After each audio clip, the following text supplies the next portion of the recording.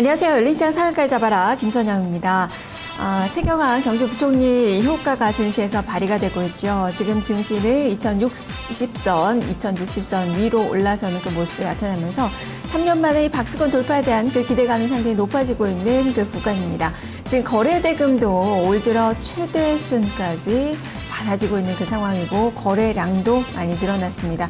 여러 가지 여건이 좀 많이 달라지고 있는 가운데 그동안에는 건설과 증권주들의 이 장세가 상당히 좀 좋게 주도주 성격의 그 모습이 나타났는데요. 하지만 어제의 모습을 본다면 이들 종목뿐만 아니라 전체적으로 그동안 소외됐던 그 종목군들로 순환매가 가속화되고 있다는 점도 상당히 좀 긍정적으로 볼 수 있을 것 같습니다. 그만큼 여러 가지 위쪽으로 바라볼 수 있는 그 여건이 형성이 되고 있는 코스피 지수인데요.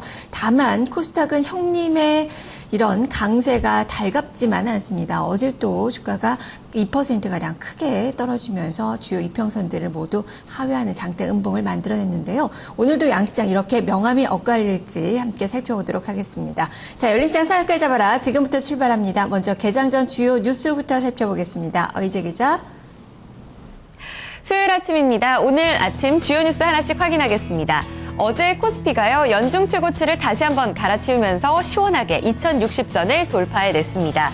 최경환 훈풍의 박스피를 넘어설 것이라는 기대감 점차 확대되고 있습니다. 정부가 기업 배당 확대를 늘리면서 공기업부터 배당을 점차 늘려가겠다고 밝혔는데요. 그 대표적인 기업으로는 한국전력과 한전 KPS, 한국가스공사, 강원랜드, 기업은행이 언급이 되고 있고요. 공공기관의 자회사로 상장이 되어 있는 대우증권, 포스코 등도 그 배당 확대를 요청하기로 했습니다. 또 이 밖에도 사내 유보금 과세 대상이 되는 기업이 지금까지 5,000개 안팎으로 집계가 된다고 합니다. 이에 따라서 민간 기업들도 저마다 배당을 늘릴 것이라는 전망 함께 나오고 있습니다. 이에 따라서 어제 대형주 위주의 상승 흐름이 돋보였습니다. 반면에 코스닥은 2% 넘게 하락을 하면서 550선을 이탈한 상황인데요. 오늘 양시장의 차별화가 어느 정도 완화될 수는 있을까요? 잠시 후 양시장 흐름 확인해 보셔야겠습니다. 오늘 아침에 나온 소식 이어서 확인하겠습니다. 오늘 아침 한국은행이 발표한 기업들의 체감 경기가 3개월째 연속 좀 하락한 것으로 나타났습니다. 제조업 7월 경기 실사지수가 74로 발표되면서 전달 78보다 3포인트가량 떨어졌습니다. 이 BSI 지수는 기업이 느끼는 경기 상황을 체감하는 지수로서 지표를 100을 중심으로 100을 넘게 되면 현재 경기를 좋게 보는 기업이 더 많은 거고요. 100을 하회할 경우에는 현재 기업 경기를 우려하는 기업들이 더 많다는 것을 의미하게 됩니다. 이번 지표에서 현재 경기가 좋지 않다고 느낀 기업들, 대체로 그 원인은 내수 부진과 원화 강세로 꼽고 있습니다. 그런데요, 반대로 지난달 해외 관광 지출은 내수 부진에도 크게 늘어났다고 밝혔습니다. 지난달 해외 관광 지출이 17억 달러로 발표가 되면서 사상 최대치를 기록하게 됐는데요. 이에 대해서 한국은행은 해외 관광객 수도 늘기는 했지만 원화 강세로 인해서 1인당 씀씀이가 크게 늘어났기 때문이라고 대답했습니다. 해외 관광 지출 늘어난 소식에 따라서 또 항공주가 웃을 수 있게 될까요? 잠시 후에 오늘 흐름도 확인을 해보셔야겠습니다. 다음 소식은 어제 실적을 발표한 기업 소식 보겠습니다. 바로 현대중공업인데요. 2분기 영업손실 1조 1,037억 원으로 발표가 되면서 사상 최대 영업손실을 기록했습니다. 당초 사실 시장도 수천억 원대의 손실을 예상하기는 했는데요. 이보다 크게 적자폭이 발표가 되면서 어닝 쇼크라는 오명을 입게 됐습니다. 이 같은 사상 최대 분기 적자의 증권사들도 오늘 아침 목표가를 줄줄이 하향 조정했습니다.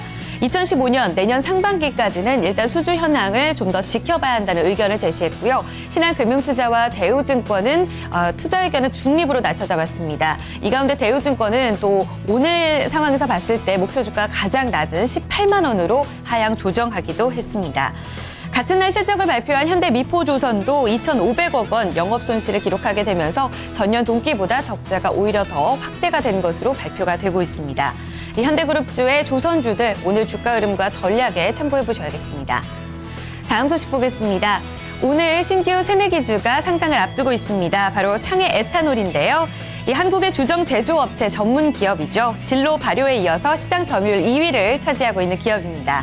보혜양조의 최대 주주이기도 해서 상장 전에 보혜양조 주가 급등을 이끌어내기도 했는데요. 공모가가 8,300원으로 확정이 된 상황입니다. 상장 전부터 화두가 됐던 창해 에탄올, 조금 후에 화려한 데뷔식을 펼칠 수 있을까요? 잠시 후 확인해 보시기 바랍니다. 끝으로 오늘 실적을 발표하는 기업들 안내해드립니다. SK네트워크스, 서울반도체 오늘 2분기 실적을 발표하게 됩니다.